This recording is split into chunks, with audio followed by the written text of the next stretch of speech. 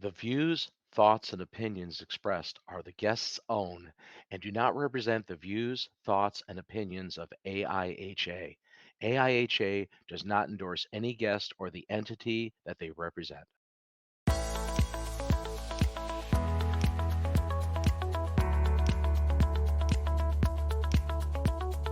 Help people, especially young people, learn about the OEHS profession so that they can learn the blend between science and reaching people.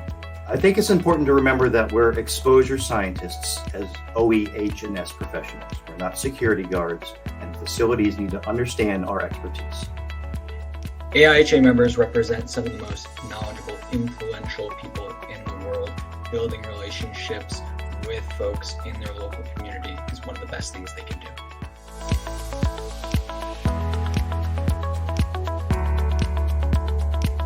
Welcome to Healthier Workplaces. I'm Bob Krell, founder and publisher of Healthy Indoors magazine and your host for this show from AIHA. This week, the topic is how OEHS professionals can better connect with their local school districts to help promote the discipline. When we come back, we are joined by AIHA's Mark Ames, Nancy McCullum, and Alex LeBeau to talk about this important topic. Stay with us.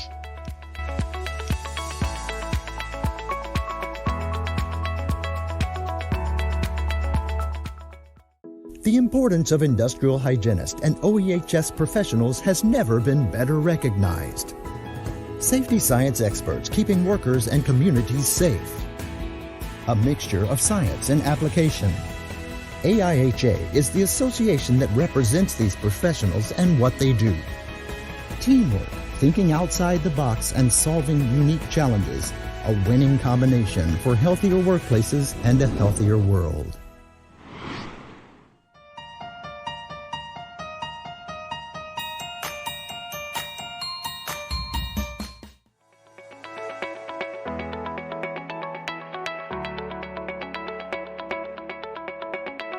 One of the most important things that I think anybody can do, any OEHS professional, is help their communities understand what they do, how great the profession is. And one of the really tangible ways to do that is by going into a school and meeting with students, teachers, school leaders.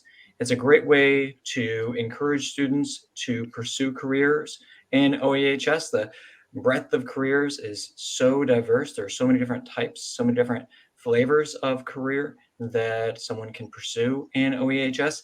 And then part of that conversation can be about improving the learning and working conditions of schools. So as OEHS professionals are talking about how they do their job, risk assessment, things like that, then can use examples from the environment that you're in. You can talk about how you can encourage students to think about the hazards that may be present in their environment. You can talk to teachers about how they might incorporate OEHS into their curriculum. You can talk with school leaders about how to improve schools, and you can talk to district leaders about curriculum issues. So there's a lot of different ways to get involved. And of course, there's also STEM festivals. You can talk to the guidance counselors about careers in OEHS. So there's a whole lot of different ways that we can get involved. And one of the great things that you can do is work with a lot of other chapters. So while I represent AIHA,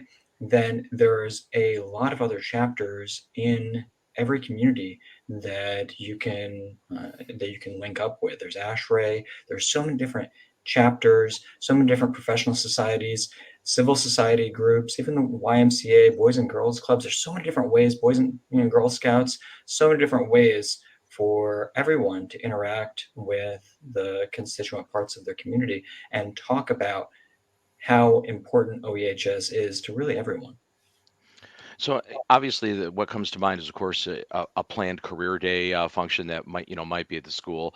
But I'm gathering here from your what you've just said is that you're thinking of taking it further than that, right? More than just like a once a year opportunity, but actually looking for multiple avenues with which you could interact with a school district and perhaps their facilities people, their staff, their health and safety people, and also the students. Yeah, so there's no right or wrong way to get involved. There's so many different ways to interact with schools and the education community. You can go into schools. So what are the tools that we're going to produce in the near future? It'll just be another week or two. Is a how-to guide for how to go into your schools. So I live in Maryland, and while I don't have any kids, I would love to go and visit a school. Now, that might be a little intimidating, even for someone like me.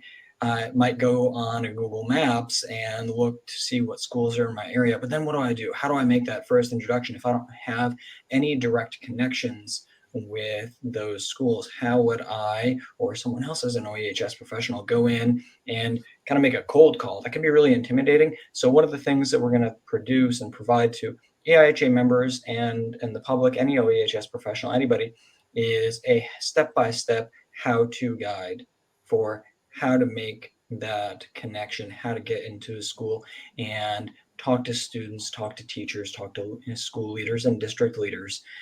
And so there are many different ways that you can do this. And there's also the advocacy perspective, of course, talking about different laws and legislation and different ways to advocate for improving OEHS in that way. I mean, that seems like it could be somewhat daunting, right? I mean, because effectively it is a cold call, and traditionally, I'm going to go out on a limb here and say that many OEHS professionals are not necessarily known at being, more of the forward marketing types. I mean, science experts certainly, caring people, very knowledgeable people, but not necessarily geared at public relations, right? Yeah, absolutely. It can definitely, that's the thing, right? So it can be super daunting. It can be really scary to make that cold call and you're not exactly sure what you're going to encounter. So that step-by-step how-to guide is going to help out. AIHA has a group, it's called IMH in schools. It's focused on AIHA, but we welcome other folks to get involved. Other non-AIHA members can certainly contact me and other folks to get involved. Again, we're collaborative. We realize that there are a lot of professional societies, a lot of folks within our communities that would love to connect with us, and we would love to connect with them. And because we've got a portion of the expertise, OEHS professionals, so many different types have a portion of the expertise. But I know that I think everybody on this meeting today has been to a school and have experience. And so part of our goal is to lift up the stories of our members who are going into schools and inspire other members to do the same. So there's a lot of interrelated reasons why we're pursuing this. This is part of AIHA's new public policy priorities, but it's absolutely in line with all of our other strategic priorities as an association and really as a society. I mean, this guide is a new initiative, but obviously the impetus for this is longstanding, right? So Nancy, I see you nodding away on this. I'm going to pass it to you for a second and to Alex. So you've had experience dealing directly with schools and trying to implement what Mark's suggesting here?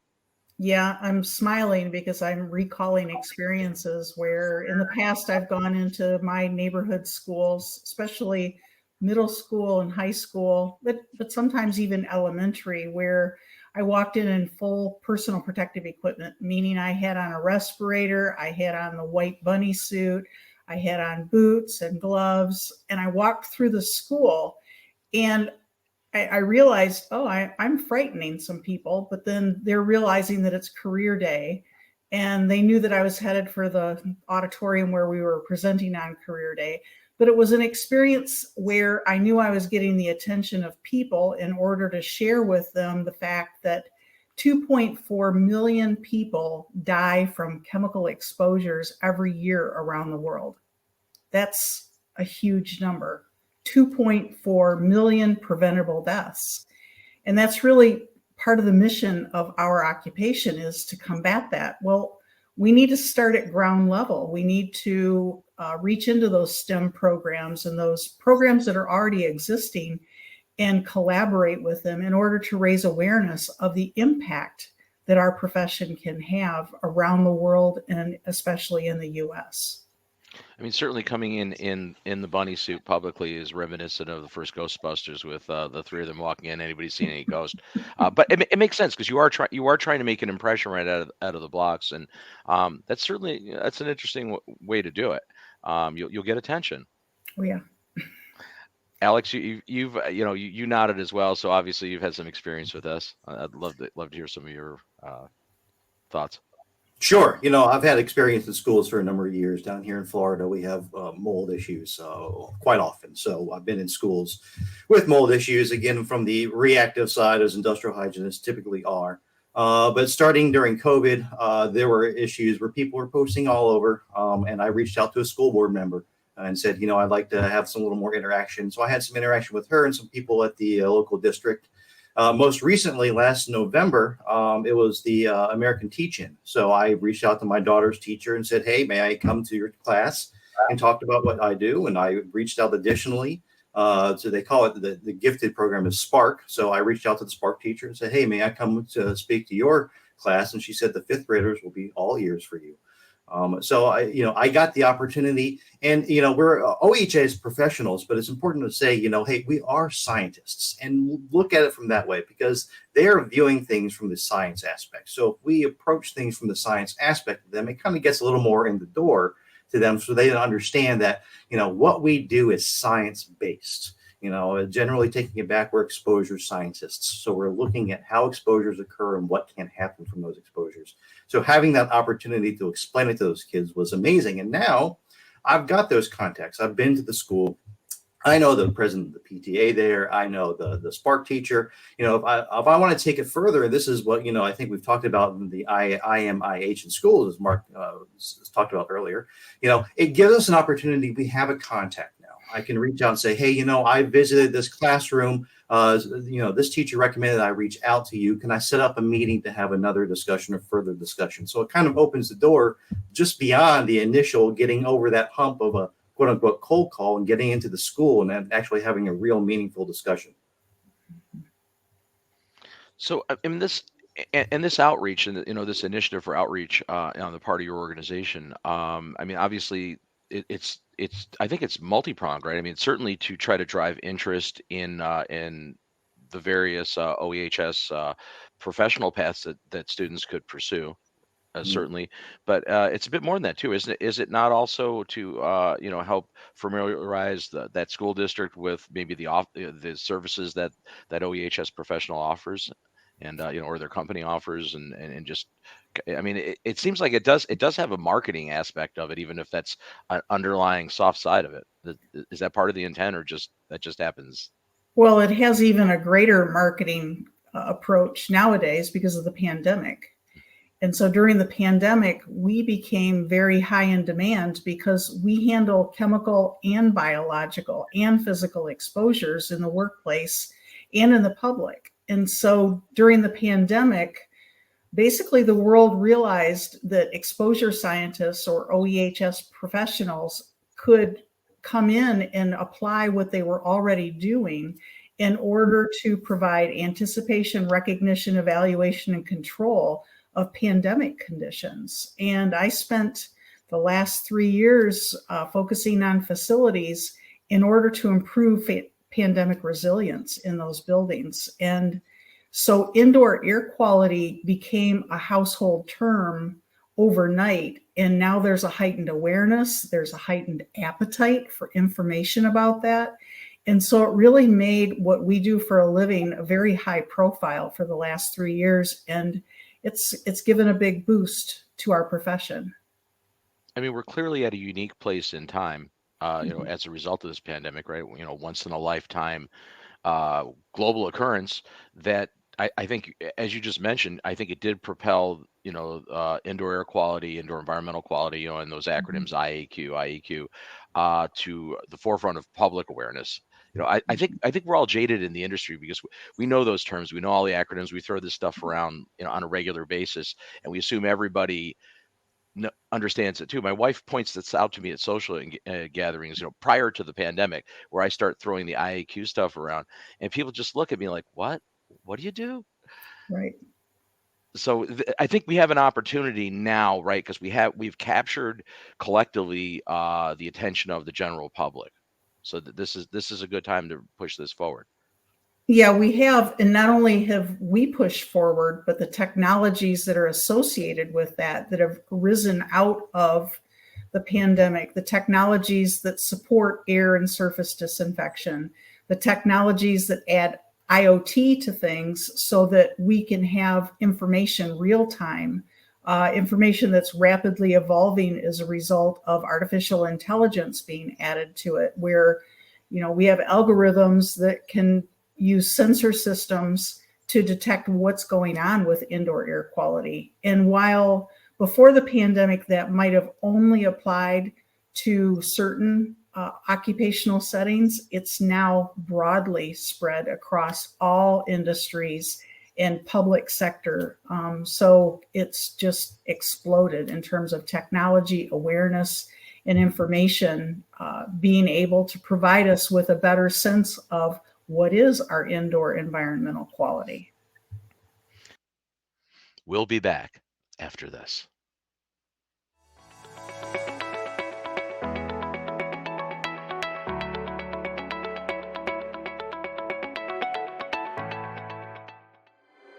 Meet Alice Hamilton.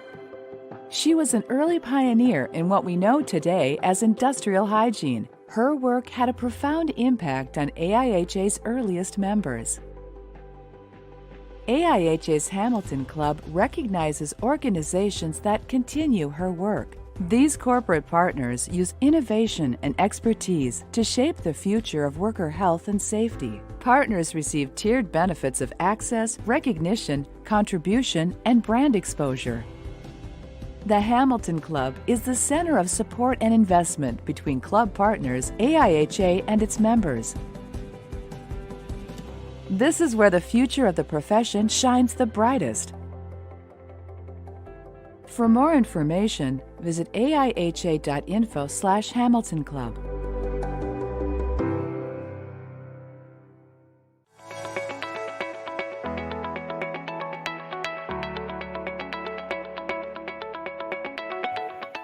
And I would say, even more broadly than OEHS, STEM in general, right? The technologies affecting all the sciences and engineering disciplines. So big change. So Mark, in your capacity at the organization AIHA, this has got to be something that's really, on the minds of everybody involved there, right? As far as riding this horse. Yeah, absolutely. So one of the amazing things that's happened is that policymakers in the nation's capital and the White House around the country, they're realizing something that we have known for a long time, that AIHA represents some of the most knowledgeable, influential people in the world, particularly on, of course, OEHS broadly, but for example, on IEQ. They are recognizing that AIHA represents some of the most knowledgeable and influential people in every community and even around the world. And that's powerful when they're realizing that, hey, we don't have 10 million members, and that's okay because we have the expertise that they're looking for. We can provide the guidance. We can provide them with the confidence. We can answer the questions that they have as they're dealing with the pandemic, as they're thinking through indoor air and environmental quality issues, as they're thinking, for instance, how to improve the learning and working conditions of schools, how to improve student education, and all kinds of things around the country. They're realizing that they have professionals such as AIHA members, but also the OEHS community broadly in their communities. They have experts that they can turn to answer the questions that they have. And in an age where public trust in science can kind of be waning, one of the most important things that we can do, that AIHA and really any other members can do, is build those relationships, whether they're in a school or anywhere else in the community. Have conversations about what you do and how you help improve the health and safety of their lives, how you have a direct impact. So that's been one of the remarkable things that I've had the pleasure of witnessing, how policymakers and really everyone have recognized the tremendous role that this very noble set of professions have. And we're on a wonderful trajectory. And for this IMIH in Schools program, that's another manifestation of the direction that we're going to get our members even more engaged in communities, strengthen and build those relationships to have that lasting impact on everyone's lives.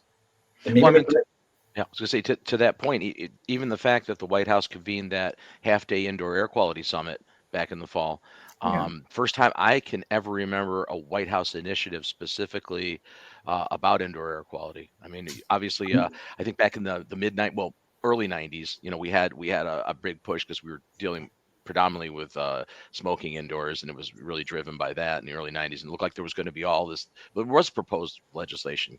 Kennedy and some of the other ones proposed, there was going at the federal level was going to be IAQ stuff, and that all just vaporized. But this is the first time that I've actually seen an initiative to the extent that it was specifically for indoor air quality and talking about moving forward. It just seems like it's becoming more of at least a federal priority at this point. Is that the consensus of all of you Yeah, on the show here? there's a number of drivers for that, though. There's drivers from climate change, where we know that that's going to impact indoor air quality. We know that there's energy changes for how we use energy, the energy sources that we consider. So those are all driving forces behind indoor air quality, and it's all intertwined. So we know that when we improve indoor air quality, we can often have energy savings, especially with a lot of the technologies that are evolving out there, where we're starting to see carbon neutralization technologies. We're starting to see cost-effective disinfection technologies. We're seeing sensor systems that are far more sensitive and accurate than what we've had in the past. So we have that whole evolution of sensor technologies out there. And our sister organization, NIOSH, for instance, has a whole division that studies sensor technologies, because we know that that's where it's going, in order that we can better recognize what's in our indoor environment and control it based on these technologies that are out there. I mean, but IAQ is really just one aspect of OEHS, right? I mean, Yes. but it seems like that one, safety's always been a big issue, right? Workplace safety, but Mhm. certainly it seems like the indoor air quality aspects of OEHS seem to be at the forefront since we're coming off of this, global pandemic that was, the transmission vectors and the whole thing. It just seems like it falls right into the realm of the OEHS professional. Um, I Well, so, agree. it so just depends on where you are. Alex, did you want to take this one? I don't know who jumped in there. Well, yeah, no, I mean, sure. The pandemic, I mean, it gave us the unique opportunity as industrial hygienists. Typically, industrial hygienists are a lot of times. Typically, we are a reactive group. People are bringing us in after an issue has already occurred for us to control that issue and produce some corrective action for it. The pandemic, I think, has given us a unique opportunity to be, a more of a proactive instead of reactive group. We're able to come in, reactively typically, but now we can get before issues occur. Being on that proactive front is a lot more beneficial. I think in the long run, I think that's recognized. In not only schools, but that's a big one in a number of different settings, whether it's a workplace, whether it's a shopping mall, whether it's an airport, what have you. End of last year, I was able to co-author an article that appeared in the AIHA publication, The Synergist, about facility health risk assessments in correctional institutions. A lot of times, there were mentions of correctional institutions during the pandemic and issues, but it highlighted the problems in those facilities that really weren't addressed. And it gives the opportunity for us to say, listen, these places have not received a lot of attention where they actually need to. Worrying about individuals' health in those type of scenarios is important, and you need to get ahead of it. And so building design, getting us in there before a building is designed to be kind of on that group, saying, listen, we need to control things or implement controls. So in case these issues occur, why are you designing it like this? From the IEQ standpoint, we would suggest you build it like this would be more beneficial in the long run. Mm-hmm. I think you hit upon a really good point, though, that typically we were looking at indoor air quality from a larger sense before the pandemic, in that you'd have a wide range of hazard levels in an indoor space. For instance, if you go to pharmaceutical industry, you can have things that are part of a chemical process making drugs that are needed that are so hazardous that one exposure one time to a worker could cause serious irreversible health effects, down to dust that's in the air that's just considered a nuisance. So you have a very wide range of materials that people can be exposed to, and our job is to look at the severity of those hazards and then look at the likelihood that they might actually be exposed. And that's how we do risk assessment. When the pandemic hit, indoor air quality became paramount because for the first time, we had a hazard inside all indoor spaces that was very severe, and it was high likelihood.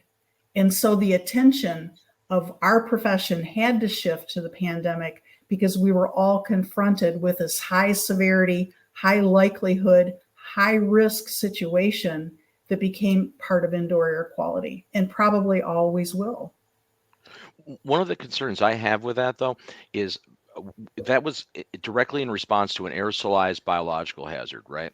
And it created a whole set of parameters and reactionary moves, bringing portable air cleaners into spaces because you couldn't get proper ventilation in the space. And I just see a lot of conflation of terms. I've said this on other shows where air changes got conflated to be air cycles. Because these portable machines are not doing air changes in a space, they're doing air cycles, and they're predominantly just dealing for filtering out particles, which in the case we were, a bioaerosol we were trying to get rid of.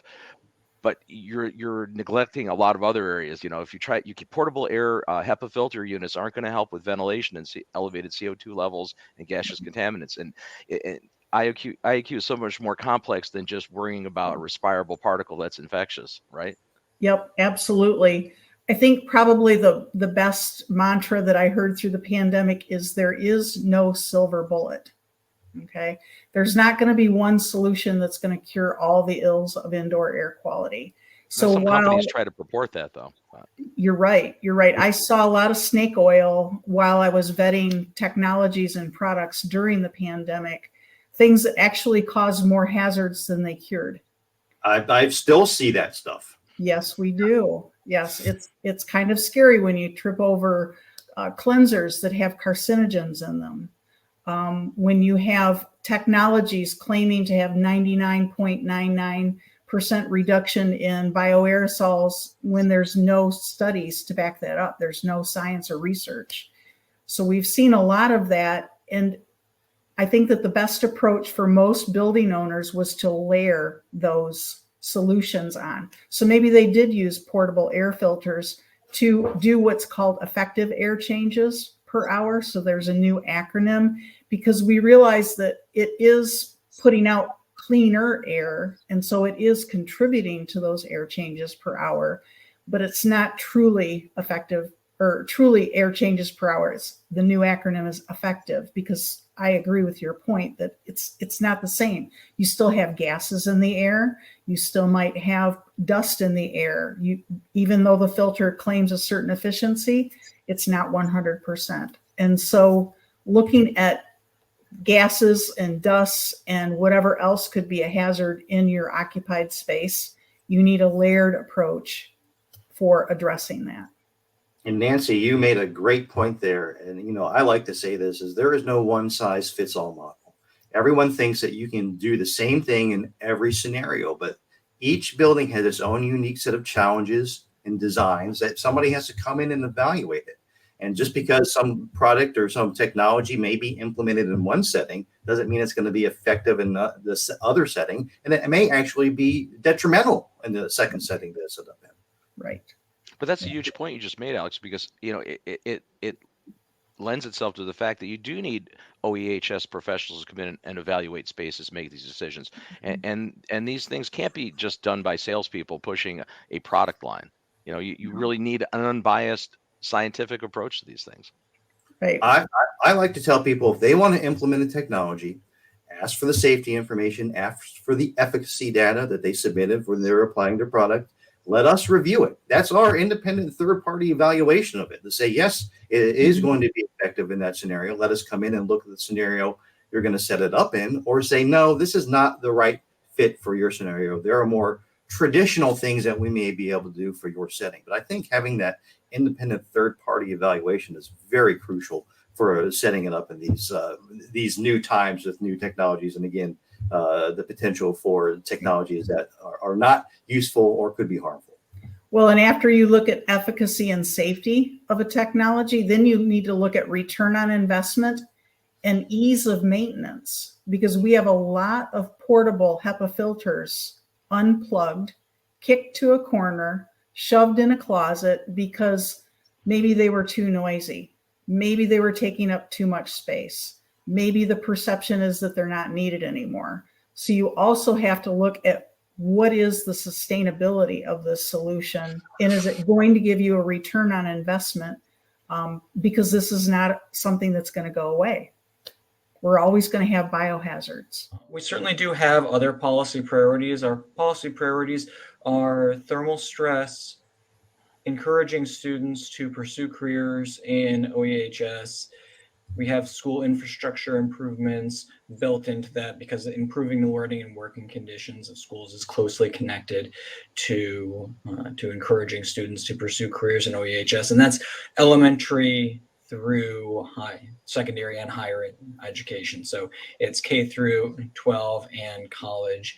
So all types of institutions of education there, college students, also with the military, veterans. There's a lot of connected communities, but our policy priorities are noise, thermal stress, encouraging students to pursue careers in OEHS, and school infrastructure is a good way to think about it. They're all closely interconnected. For instance, if you go into a school, then you could easily talk about thermal stress as well as noise. You could talk about school infrastructure. So that's one of the reasons why lately we've really been focusing on using schools as a mechanism to begin several related conversations. I mean, so the point of the guidance document is really right to that, right? The idea is to help get professionals out there.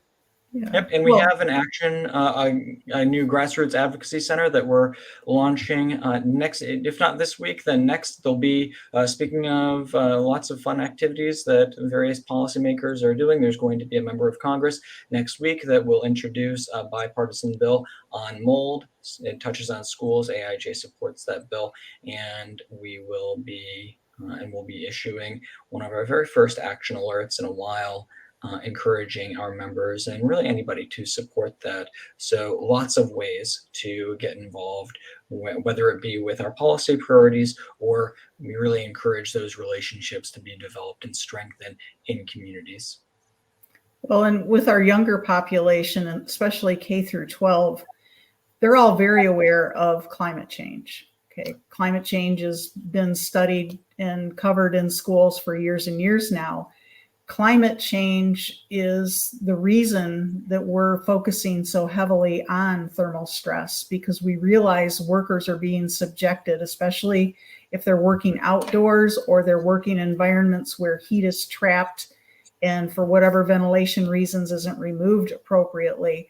Thermal stress has become a huge issue. So young people, they're going to connect those dots and see where we're going simply by talking to them about climate change and what's precipitating as a result of that.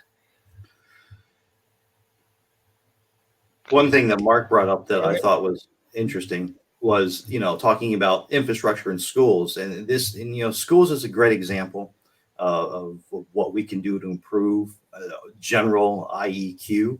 One thing that I think that was very apparent and that was observed during the pandemic was the fact that the impact of deferred maintenance on systems in those buildings and how that impacted IEQ, and made us aware that that is a big problem. Recognizing that you have systems not only in your school that are in place, but maybe haven't been maintained in a number of years, or are as effective as they once were when new were maintained properly. And that just kind of highlights the things that we is scientists and OEHS professionals can go in there and say, listen, if you want to, adequately address issues, let's start small. Let's start with the maintenance that should be happening on your systems. And this can be used as an example for all different types of facilities, because I know being in other different types of facilities, there is deferred maintenance that goes on all the time. The money just has to roll over to something else. But it's important that if you have those systems, they have to be maintained properly to make sure that they are being as effective as you claim that they are, to make sure that people inside those spaces are safe. Yeah. So it seems that schools is the common thread here today, for how we're able to move the OEHS profession forward, and maybe have greater impact. Right. Mark, Nancy, Alex, thanks so very much for joining us this week on the Healthier Workplaces show. And we're really looking forward to this document coming out. When do you anticipate the guidance document will be available, Mark?